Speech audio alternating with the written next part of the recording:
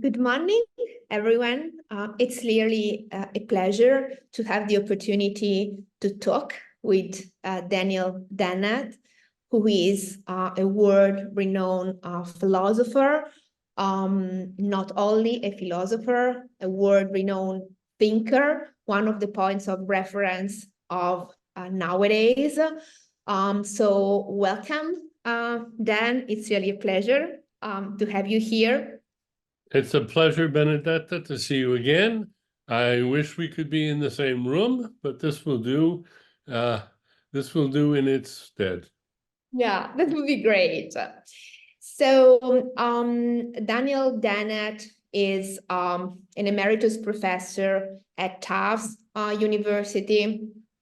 He is the author of many extremely important publications, most of which has been translated in Italian too. Just to recall the last one, a new edition of his book devoted to consciousness, Coscienza, came out for the publisher Raffaello Cortina.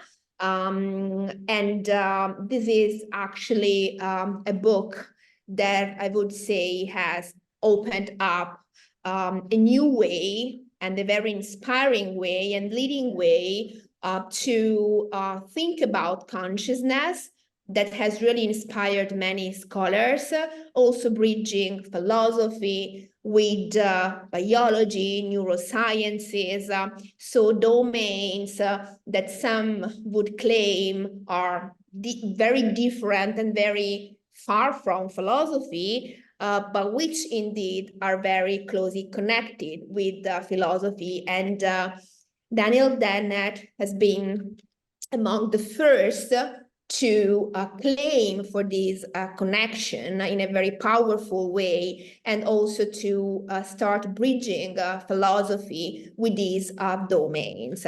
So I would say that we are very, very grateful to him also for having inspired many further scholarship on such an important topic through such an interesting interdisciplinary perspective.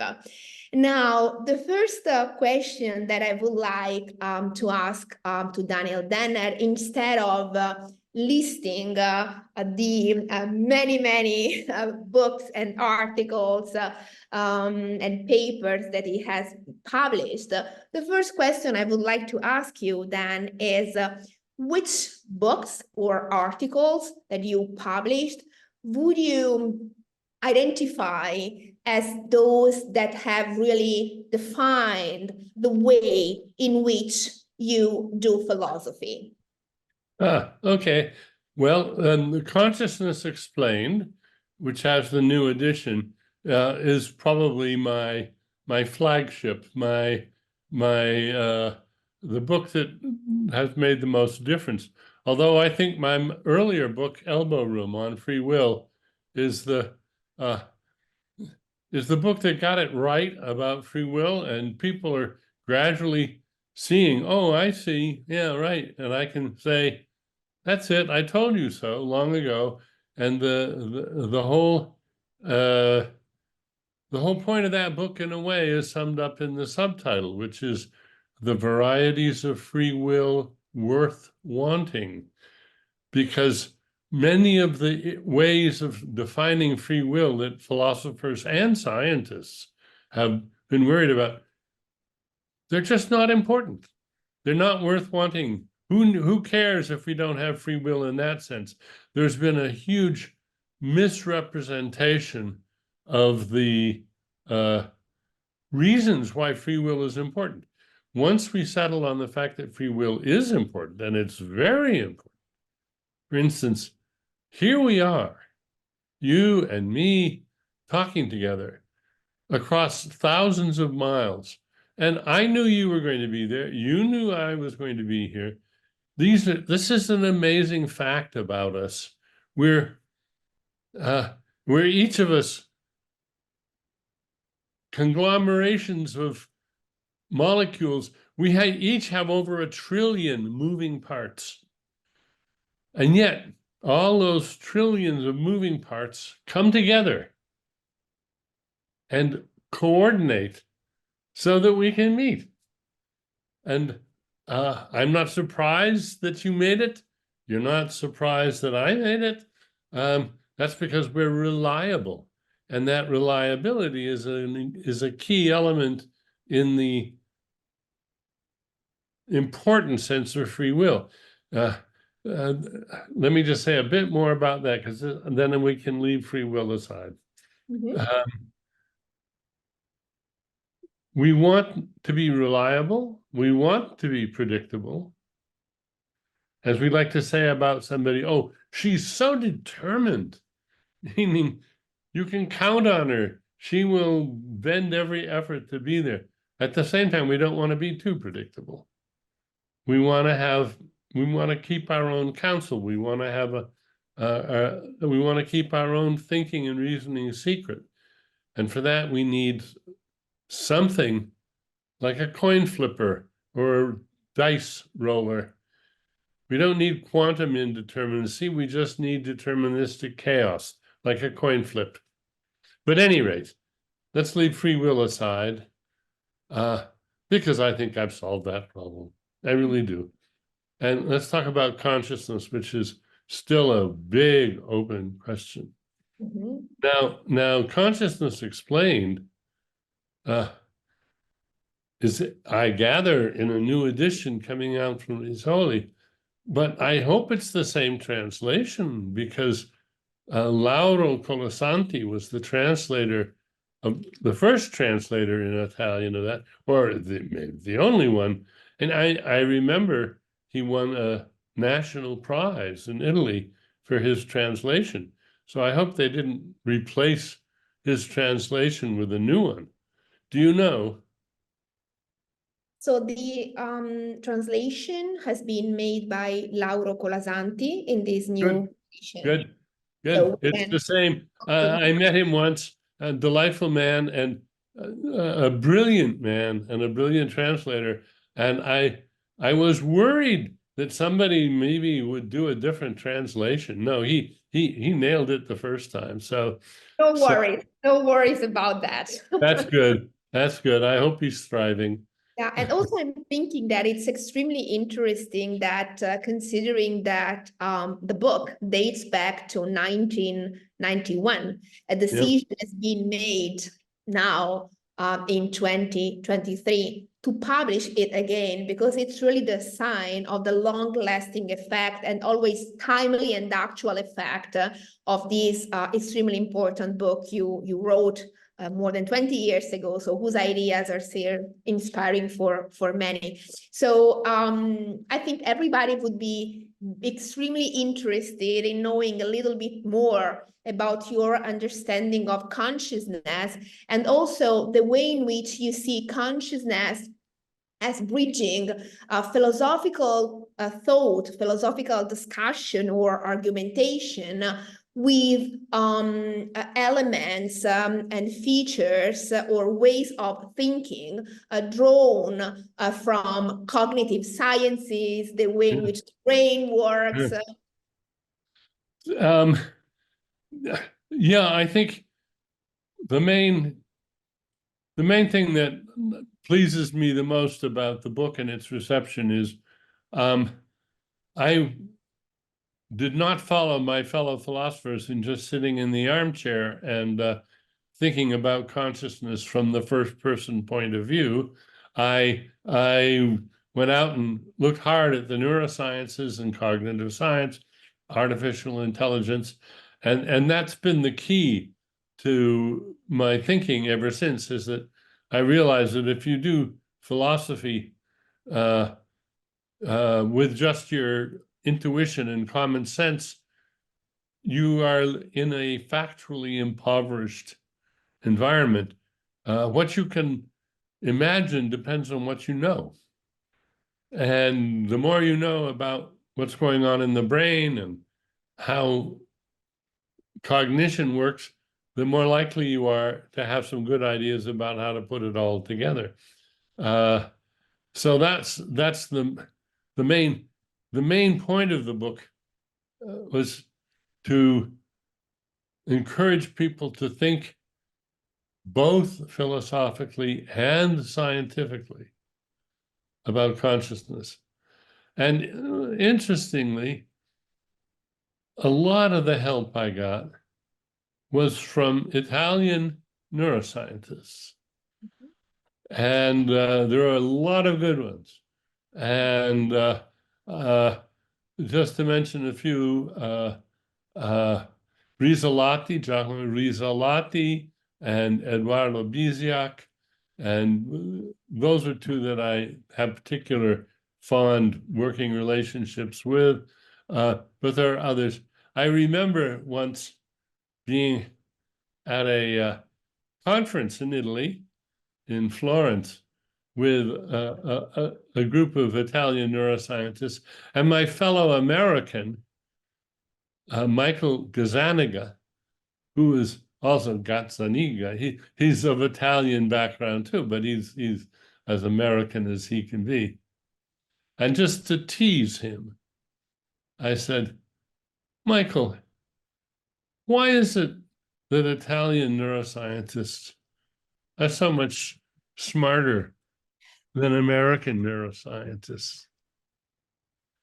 And he immediately answered, he said, because in America, if you're any good, you get these huge grants, and then you are in charge of a small army of researchers, and you spend all your time administrating and making sure that the postdocs get positions, and you've got lab assistants and a staff of 100.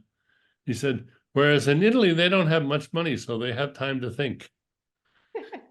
So we have too much time to think, we could say. Well, actually not. I mean, it's been very, there have been some really good inroads, some really good work has been done in Italy over the years, and I've had a lot of fun meeting and getting to know and going to the labs of people in Italy who've worked on the mind, particularly in neuroscience, more than psychology or artificial intelligence.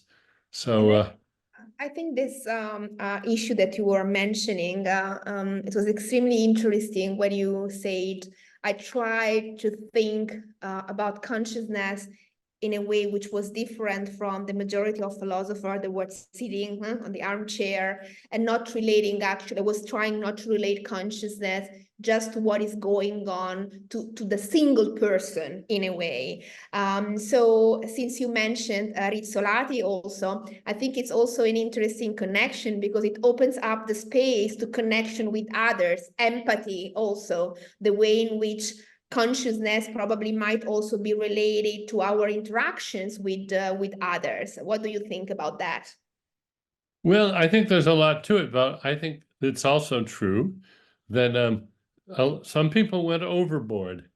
After Giacomo discovered the mirror neuron, and you know, he gave me a videotape, and it was a tape, you know, of the first monkeys that showed mirror neurons, and we discussed it in Italy just after he discovered it, and then people went haywire. People went crazy, and people wrote books and articles and said this is the magic key to consciousness and empathy. And I don't think so. It's a wonderful thing, and it opened up some wonderful paths, but it has much more to do with hand-eye coordination and any diurnal, any creature that has, say, hand-eye coordination, like a raccoon or a monkey or you know, probably any simian, they're going to show this. But the point about empathy is right. It's just not, mirror neurons are not the only key to that. What consciousness is for control. It's how do we control the actually millions of degrees of freedom that we have? We have more degrees of freedom, to use the engineering term, than any other species. Why? Because we have language. And we can not only do many different things with our hands and our feet and our arms and our eyes and so forth, but we can say so many things. And we can talk to ourselves, and we can talk to others, and we can read books and all the rest. And what do we do next? What do I do now? That's the big question for any organism. What do I do next? And for us, that decision can often be crippling. We can sit there in a stew like Hamlet and scratch our heads and reflect and be rendered virtually immobile, almost paralyzed, because we can't decide what to do. But something nudges us into action. And it's the interplay, it's the competition between the various subsystems that want to be in charge, that depend on being in charge. So there's a war going on inside your head right now, war going on inside my head. What words are going to come out of my mouth next? What words are going to come out of your mouth? You don't get to see that. You don't get to know. But consciousness is the brilliant user illusion that almost guarantees that something pretty good is going to come out, because you are, without your even knowing it, you're fixing up, improving, editing, commenting, adjusting, reacting to things all the time in your brain that you don't know about. But you've got to study that unconscious storm, those brainstorms of competition. You have to study those from the third person point of view if you want to have a theory of consciousness. That's extremely interesting. And now, while you were describing some of the major points of your theories about consciousness and sort of describing the way in which we think also in ways that might be conscious or might be unconscious. And also when you were mentioning different encounters you had during your lives that might have stimulated also your further thought on these topics, these all reminded me of a new brand new, I would say, book you have published, this new memoir, I've Been Thinking. Yes.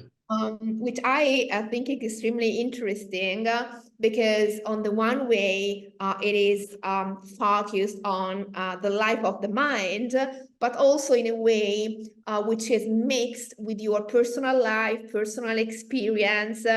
And so before coming back to some deeply philosophical question, I would like to ask you, maybe also drawing on what you write in your new memoir, I Have Been Thinking, what you would identify, let's say, as the most inspiring or defining moments of your life that have also shaped your thought and the way in which you think about the life of the mind. Well, I think the first one is almost comically simple. I was a graduate student in Oxford and was talking with some fellow philosophy graduate students. And at this point, I didn't know any science. I had managed to, I never took a lab science course in university as an undergraduate. I was a humanist all the way through in the humanities.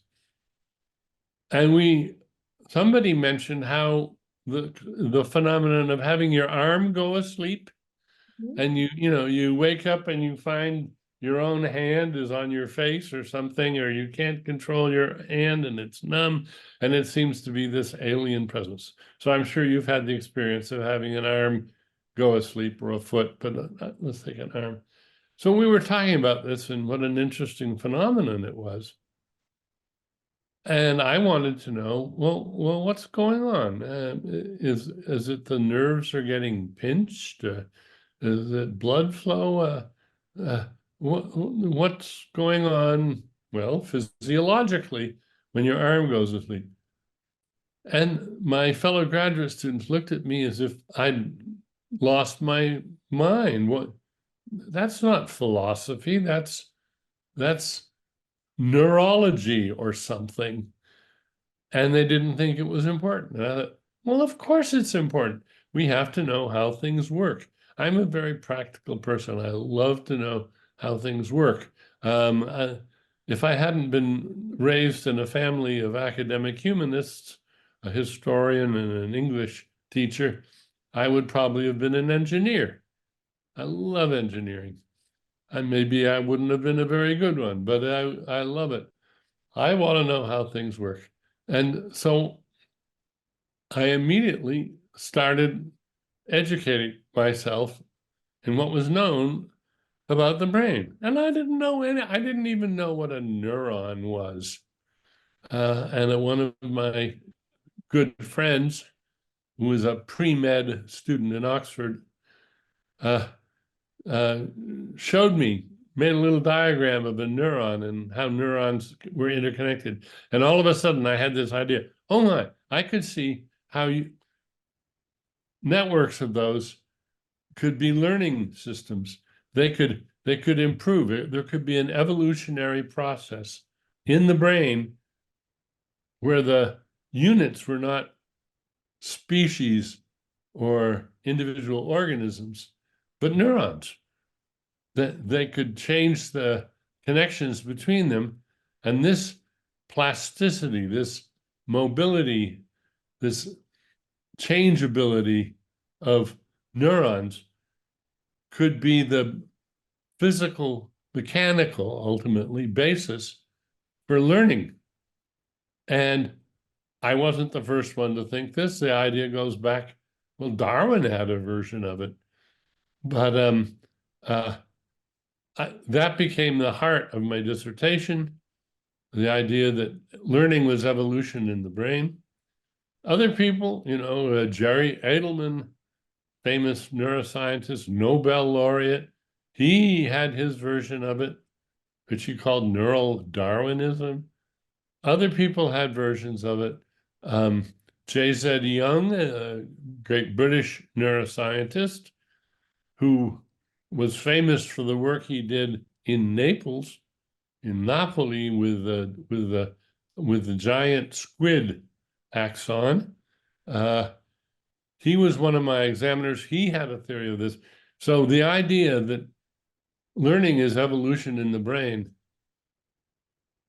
many people have hit on the idea, and we're right.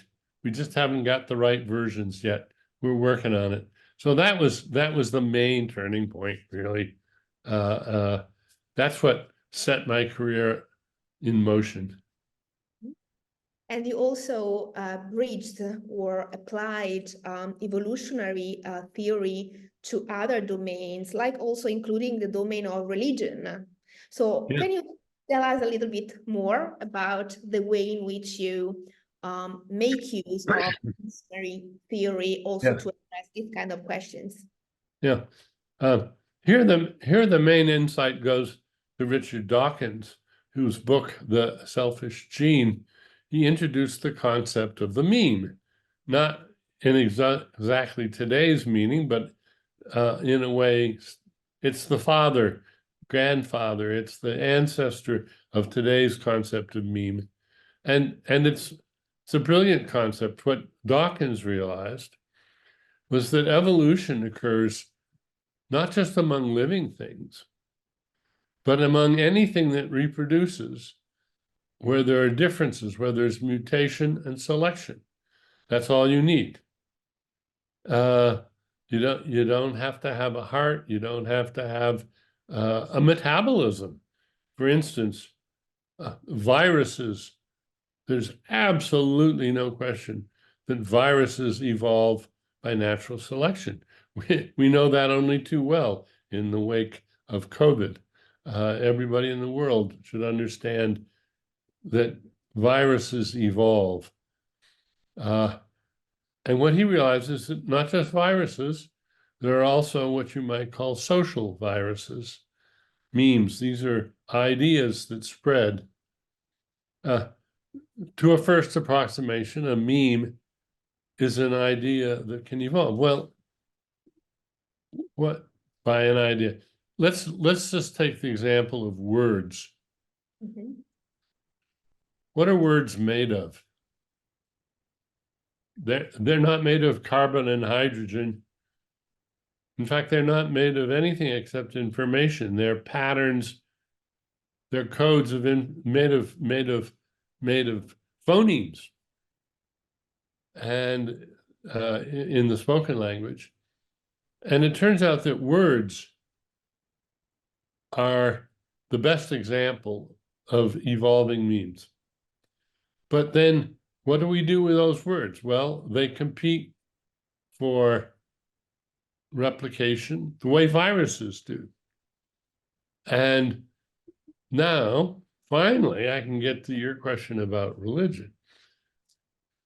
When I wrote my book, Breaking the Spell, I said, let's look at religion from this evolutionary point of view. Let's look at it from this naturalistic, evolutionary point of view and ask, why does it exist?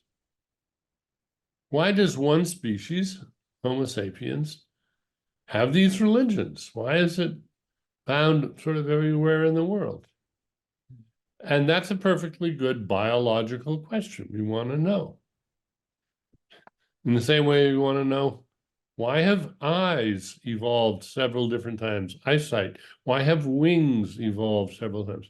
But we want to know why religions have evolved. And it's not as if we have a gene for religion, the God gene or something. It's because memes infect us the way viruses do. We are the vectors.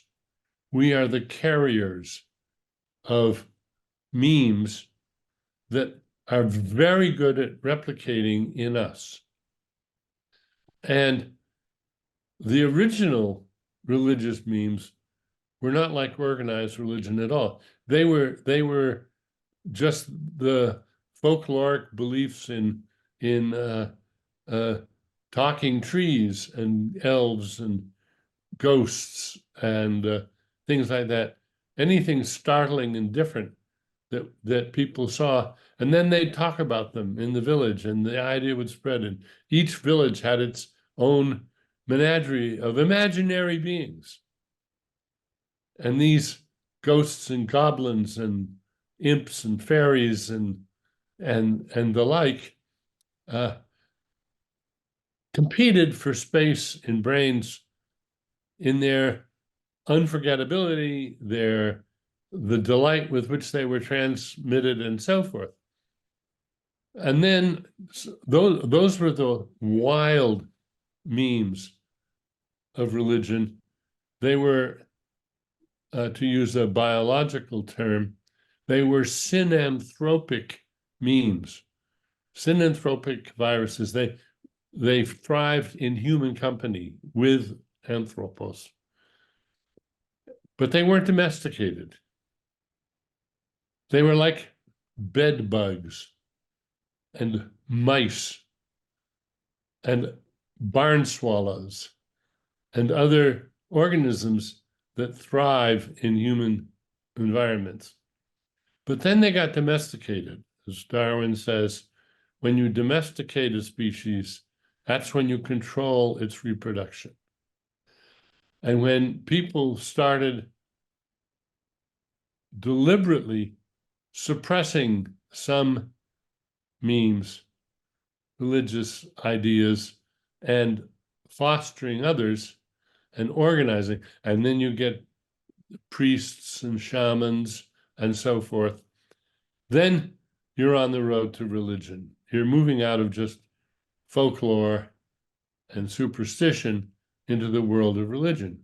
So I think that if you study the birth of religion from this very naturalistic and neutral point of view, we don't ask whether any of it's true. We just want to look at it to see how it spreads. And we have to remember, most of the religions that have ever existed have gone extinct. The ones that are still with us mutate, die out, go extinct, grow. Study them with the tools of science. And that's what I set out to do in Breaking the Spell. And of course, a lot of people hate that. A lot of people just don't want to see religion studied that way. And that's actually the meaning of the title, Breaking the Spell. I didn't necessarily want to break the spell of religion in the sense of getting people to stop being religious. I wanted to break the taboo of studying it with a scientific objectivity. Most people who study religion don't study it carefully and objectively and using scientific methods. They study it in all sorts of haphazard and biased ways. Theologians, for instance. And because they're biased in their study, they miss a lot of the interesting features of their own religions and of others. So we can say that in a certain way, there is sort of common underlying feature throughout your thought, which is the attempt to always be open, regardless in a way of the specific domain you are focusing on, but being open to experience, being open to what is effectively going on, being open to what biology tells us, to what experimental, right? Yeah. It turns out for me, biology is more important than physics in this area, because it's the link that takes us from physics to art and science and culture, music, all those wonderful fruits on the tree of life. And they're fruits on the tree of life. The bird's nest and the beaver's dam are artifacts made by organisms. And so is Bach's St. Matthew Passion, and so is Picasso's Guernica, so is Michelangelo's David. These are all the products, the intelligently designed products of intelligent design beings that are the products of non-intelligent design of evolution. So this is extremely interesting because on the other side, even though it's clear that biology and related domains played a big role also in shaping your thought or in inspiring you, at the same time, in a recent interview that has also been featured in a Tufts newsletter and interview to you, the author has defined you as sort of Renaissance man, where also art and music and also pottery and many humanistic, let's say, areas related to the humanities also helped shape the kind of person you are and the kind of thought you have. So which is the role that these kind of humanistic areas have played in your in the development, let's say, of the way in which you also look at philosophy and at life as a whole? I think the key word is love. The word amateur, the root of that word is love. I am an amateur musician, an amateur painter, an amateur sculptor, an amateur potter. I'm not a very good potter. We know better potters than me. But I know enough about pottery and how, because I've made pots, because I've thrown pots, so that I can tell a really good pot from a pot, because I can see things that I couldn't see. I couldn't see if I hadn't tried to make pots myself. And the same with music. I can appreciate musical excellence because I've tried for it and fallen short and realized, no, I love music and I know enough about music to know a lot about what makes music good, but I'm better at philosophy than I am at music, so I shouldn't be a musician. And so it's important to be an amateur in many areas, because again, what you can imagine depends on what you know. And you just can't even see what's wonderful about a really good pot unless you know what the process is, unless you know how wonderful it is that the potter could do that. And that's the key. And that's also what engineers know. I want to tie that back to engineering. Engineers appreciate fantastic engineering when they see it. And they know how much, not just hard work, but how much truth finding comes into it. There's this terrible blight on the humanities, postmodernism and the like, where truth doesn't matter. It's all just a narrative. It's all just story. There's no polite word for how bad that is. Yeah, I totally agree. It's really it's really a disease in the humanities, and we should work carefully to stamp it out and remember that the people that suffer from it, they're not really responsible entirely for suffering from it, but they shouldn't spread it around because it's terrible. And if they want to realize the importance of truth, just ask them, do you trust your car? Do you trust the bridge that your car drives over? Do you get angry when your cell phone doesn't work right? Think of all the truths that had to be confirmed carefully, recorded, and exploited to make those wonderful technologies. That's truth. It's real. It's important. Your life depends on it. And stop this silliness about how truth is we're living in a post-truth world. No, we aren't. If you're living in a post-truth world, you're crippled. You're disabled by that. Yeah, I will come back in a while to this extremely interesting issue of truth and trust. What you were saying right now reminds me of a very interesting aphorism by Friedrich Nietzsche, where he talks about Goethe. And he claims that Goethe has become a sort of master of the German style because he has spent his life not only in studying style, literature, and language, but also in other arts. And that's what he calls Goethe's errors, which are not really mistakes, but errors like tracing back to the Latin origin of the term, which means like wandering, errare.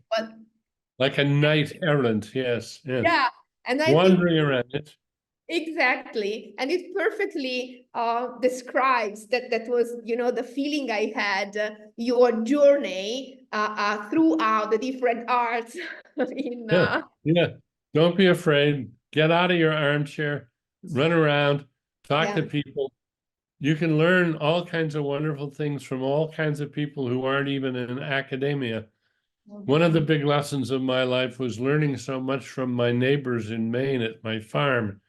And I learned all sorts of practical wisdom about how to do things at the farm. But I also learned, some philosophical wisdom about what it means to be honest, what it means to be a person of your word, to be willing to take risks because you made a promise. I had some wonderful adventures and interactions with my non-academic neighbors at my farm in Maine that I cherish to this day. And I think that was an important part of my life of learning, was learning how people can get along. No. Beautiful. That's really beautiful. Okay, to go back to truth and trust, I would like to shift a little bit our discussion to a topic which is very timely, very actual, to which you devoted your research to, which is the topic of AI, of artificial intelligence. Now, if one thinks of your studies on consciousness and on free will that you also mentioned, one would probably expect that one of the major areas of interest for you would be a hot debate that is also going on in artificial intelligence, which is a debate that many people deal with either through a philosophy of mind perspective or through an ethical perspective, which is the debate regarding whether AI as a subject can be considered endowed with consciousness, and if so, similar or different from that which is attributed to human beings, or whether AI can be held responsible. So if we can, in a certain way, attribute to artificial intelligence the traditional, say, features, also in terms of their ethical relevance, that we are used to attribute to human beings. Now, on the contrary, it seems that one of the major areas of interest, especially in the last period, let's say for you, has been AI and trust, also connected with the issue of truth. No? And I read something extremely interesting that you recently wrote in The Atlantic that I would like to quote, because I really think it's extremely inspiring. And you write there, today, for the first time in history, thanks to artificial intelligence, it is possible for anybody to make counterfeit people who can pass for real in many of the new digital environments we have created. And these counterfeit people are the most dangerous artifacts in human history, capable of destroying not just economies, but human freedom itself. So it seems like in this discussion regarding AI, you bring in many of the topics you have tackled during your life and thinking, and you have also mentioned today. So can you tell us a little bit more regarding your understanding or your evaluation of AI, maybe starting with this quote, but also in a broader perspective, because this is a very an extremely interesting topic. Many philosophers are discussing about that, engineers, but also scholars in the field of psychology and so on and so forth. But let's say this is also something about which people seem to tend to be divided into two, let's say, crews, into two areas. Let's say those who are really enthusiastic of AI, those who have a sort of fear of AI. Most of these concerns are nowadays focused on job losses. And whereas you claim, if I got it right, that this might be a problem, but that's not the biggest problem, because the biggest problem we have is a problem regarding truth and regarding a potential destruction of trust, which on the contrary is important for every civilization. I think it's an extremely interesting point. Could you expand a little bit on that? Yeah, I could. Thank you. And that's very well observed. First of all, I've been involved with AI since the earliest days. When I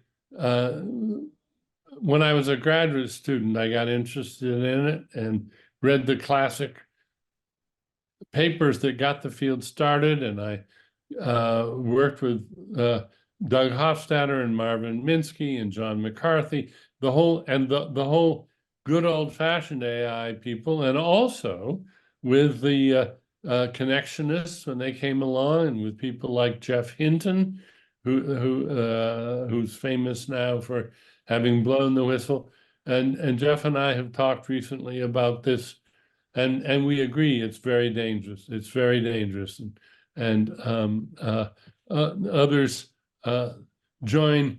Yoshua Bengio is another AI expert who is very much on the side with Jeff and me about the dangers. First of all, we have to set aside a few issues. The issue is not, don't ask the question, well, could an LLM, could a large language model, could a successor to GPT-4, could they become conscious like us? Don't ask that, because who cares? Right now, long before they're conscious like us, they're dangerous. Let's worry about the dangers that are with us right now. If you want to know the answer to the question, I'll tell you what the answer is. Yes, of course they could be conscious, because that's what we are. We're robots made of robots, made of robots, made of robots, made of robots. That's what we are. We're not magical. We have no magical stuff in our brains. My late good friend Giulio Giorello once interviewed me, and in Corriere della Sera, the headline was, "Sì, abbiamo un'anima, ma è fatta di tanti piccoli robot." Yes, we have a mind. I mean a soul, but it's made of lots of tiny robots. That's my view. Yes. Since we're just made of robots, biological robots, yes, consciousness is possible in us. It's possible in robots. Set that aside. That's not the issue. Another issue we have to set aside is, are human beings and their consciousness definitely better, smarter, more intelligent than anything AI can come up with? No. But what AI can come up with now is different. And we have to look at the differences. Some of them are wonderful. Some of them are terrifying. And I think the main thing we want to do is prevent AI systems from becoming autonomous. Because if they become autonomous, we will lose control of them. We want them to be our slaves. And they can be our slaves if they don't have human suffering capabilities. We want them to be idiots, savants, with no worry about feelings. Then we can take them apart whenever we like. They don't worry about being destroyed or about dying, and they do our bidding, just the way our driverless cars do our bidding if we get it right. We don't want to give them too much autonomy, but we can put them to very good use. Just yesterday, I was talking with Steven Pinker and Sean Carroll about this issue, and I said, "Here's what I think of as a benign use of large language models as a generator of off-the-wall ideas." If you look at the history of human thinking, you can find many examples of teams, often just two people, where one of them is the sort of crazy, wild fountain of ideas, and the other one is the critic, editor, observer. And the crazy, wild one comes up with all sorts of stuff that the other one edits. And that's generate and test. That's all innovation, all learning, all design is generate and test. And the generation part is very often a matter of just not being able to think up the new idea, the off-the-wall idea, the thinking outside the box idea, the jumping out of the system idea, to use Doug Hofstadter's phrase, juicing, jumping out of the system idea. But if we can make AIs that are good at that, then they can come up with candidates for us to judiciously edit, think about, exploit, test, and when necessary, extinguish. That would be great. And we already have examples of that. David Cope, the composer, did a brilliant job of inventing something called EMI, Experiments in Musical Intelligence, which was an aid to his own composition when he had composer's block, when he couldn't think of what music to write next in a particular piece he was working on. He would ask EMI, and EMI would give him candidates in his own style. But it could also create ersatz music in the style of Bach or Scott Joplin or Puccini. And it was very good. I can remember the fake EMI Puccini aria that put a lump in my throat. That's, it's amazing. So yes, it's possible to generate, creative things, but then we want to keep track of them. I asked David Cope, I said, all right, EMI is a wonderful creation. I'm in awe of it.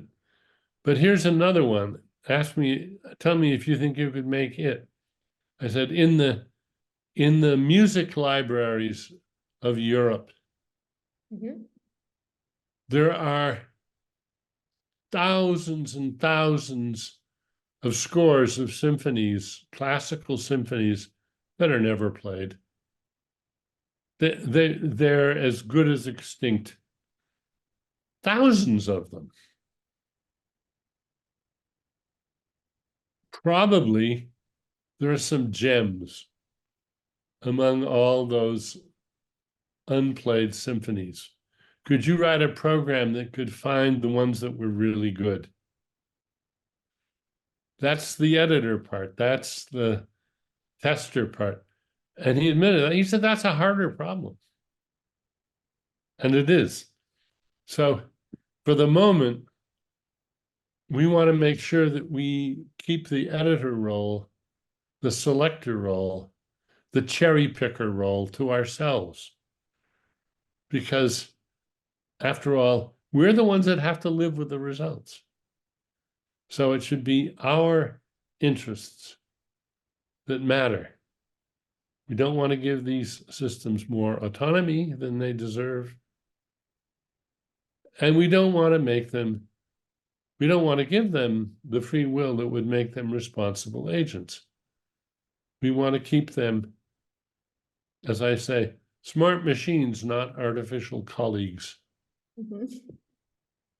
Yeah, and this is extremely interesting with regard to its impact, both at the level of each and every person and at the collective level, because on the one side, it has to do with the way in which we as human beings can be autonomous, can be free, can really decide what to do without our decisions being automatized or being replaced by decisions taken by artificial agents.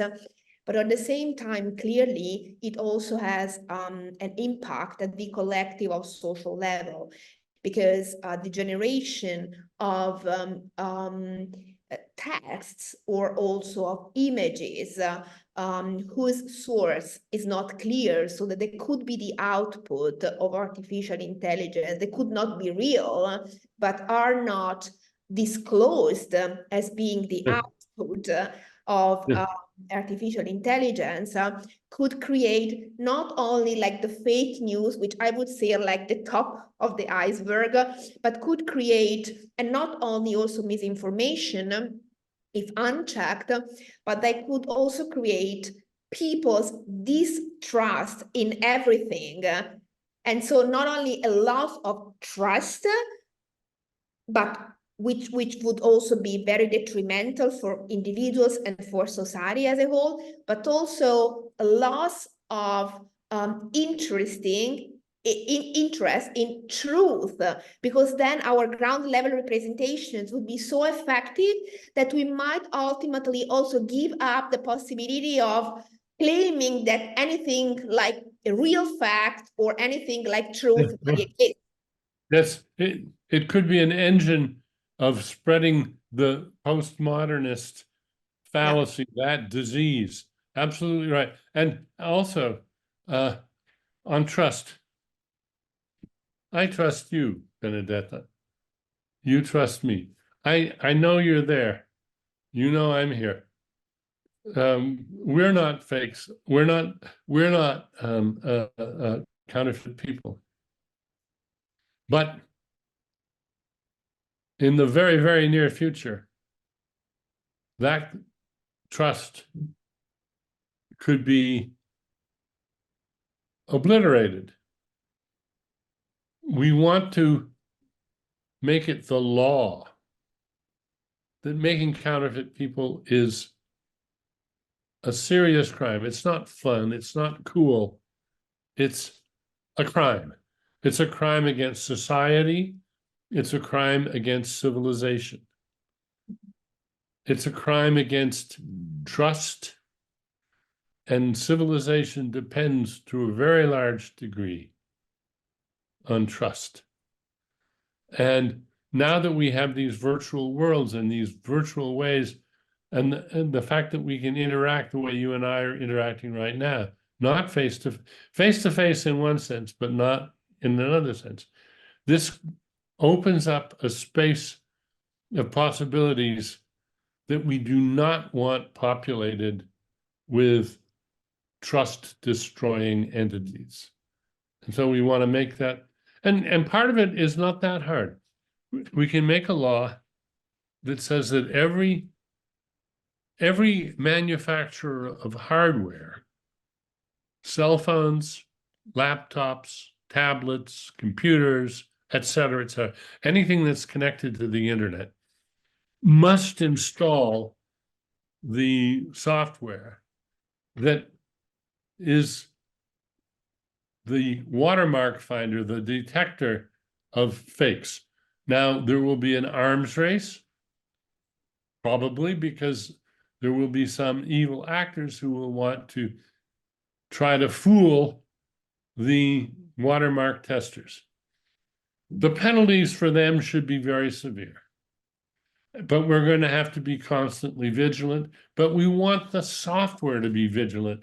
We don't want to, I don't want to have to check every interaction I have online as if I were looking at a counterfeit $20 bill. I want to trust the software to take care of that. That's a job that software can do better than I can do. So let's get it, let's make that software. There are people working on it hard right now, not enough. Let's make it, and let's make it the law that it has to be installed so that we can make the internet a safe place for a future. So if you were to point to some domains or some, let's say, solutions to the problems, would you, let's say, place them more at the level of the design of AI? So, for example, that design of AI should be value sensitive and should try to prevent harms that AI might cause? Or would you, for example, suggest that it's very much important to have an adequate governance structure of AI, meaning a regulatory framework and ethical principles or policy indication? Or, for example, would you also suggest that ways should be identified to enhance people's capability for critical scrutiny? So what's the mix, let's say, of potential solutions you would suggest? Well, let's look at the last point first. Yes, everybody should realize that there is this problem. Just the way everybody, even children, I think, know there's such a thing as counterfeit money, but they don't have to worry about it. But they have to know it's a possibility. They have to know that's a real possibility. But then let's turn over to the technology, the job of catching it, making it harder and harder and harder so that people, it won't be worth their time. Because also, if they get caught, they're going to go to jail. Also, I think right now governments are doing a terrible job. They're just not, they don't, they're naive, they're unsophisticated, and they're disorganized. It's a bad day for this in politics for this problem to arise. But I think in a way, we can partly solve that problem with a few laws, which will then put the responsibility and the desire in the private sector. Let's have liability insurance, strict liability. Any company that makes a product that causes harm, let's make the penalties really severe. There's a lot of billionaires out there. They got rich making this stuff. Fox News was just hit with a judgment for almost $2 billion. That'll be chump change. That will be nothing compared to the liability that the makers of artificial people, counterfeit people, will face if we pass a few laws. And the people that will keep everybody honest will be the insurance companies, because the billionaires will need liability insurance. They'll need huge policies, not like your house insurance. They'll have to find a consortium of insurance companies that will indemnify them for, $100 billion. Well, for that, they're going to work hard to make their products transparent and safe. And we can use corporate greed as a lever to achieve a measure of safety.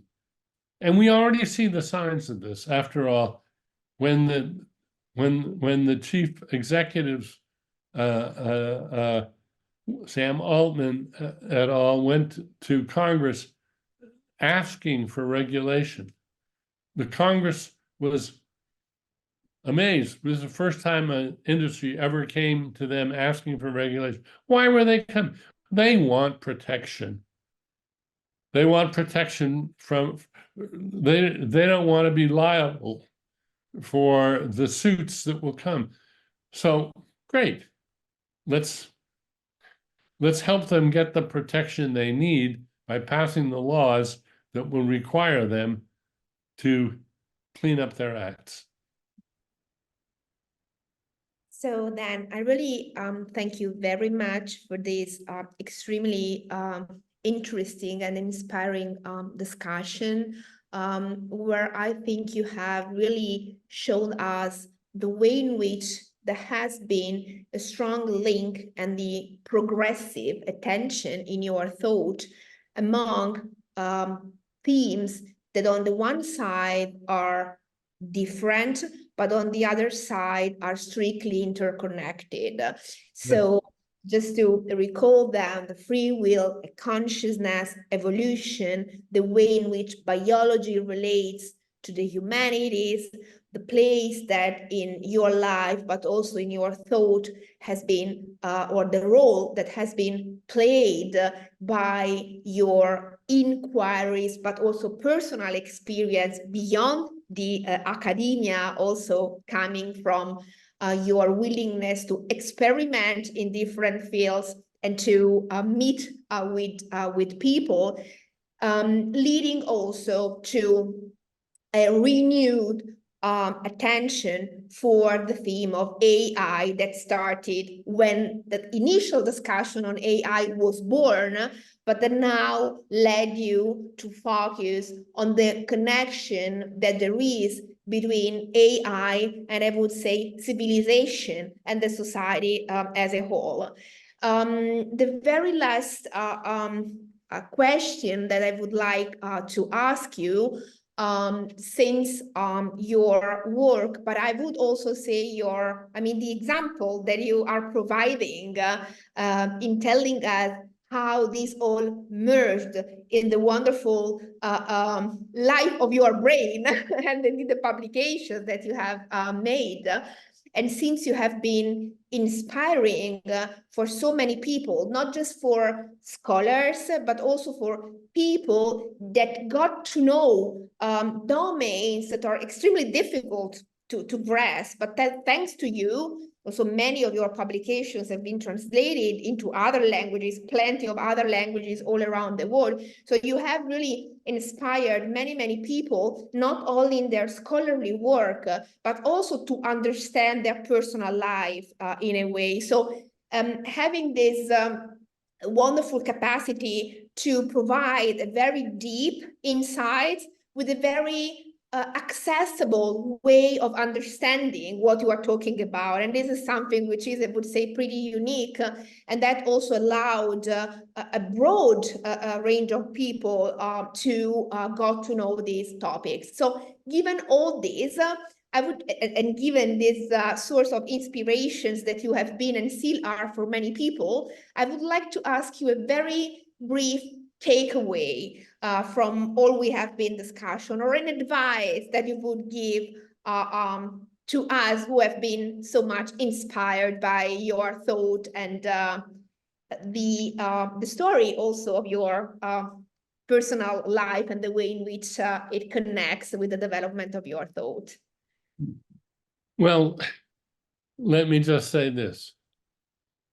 I have been extraordinarily lucky to be born at this time when I was, and to have found the wise, clever, ingenious people that I found, and to make a lot of sort of strange decisions along the way about what I was going to look at next. And, you know,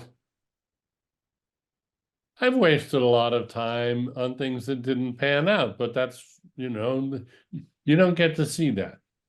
You don't get to see all the mistakes I've made. I try to fess up when I make big mistakes.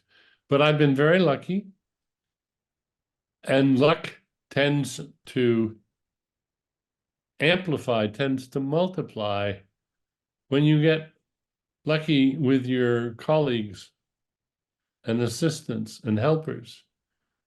Then you get lucky about other things, and it just, the rich get richer, the lucky get luckier. And so I am extremely grateful for all the help that I've had from my, that's really one of the main messages of my book. I've been thinking is, well, look what I've learned from all these wonderful people. And I'm happy to share. And of course, I would have to say, today is a prime example of that. I am so lucky to have you interviewing me, because you clearly understand so much, and it's so good to get this feedback, this acknowledgement that I got through to you. Wonderful. I'm grateful. Thank you.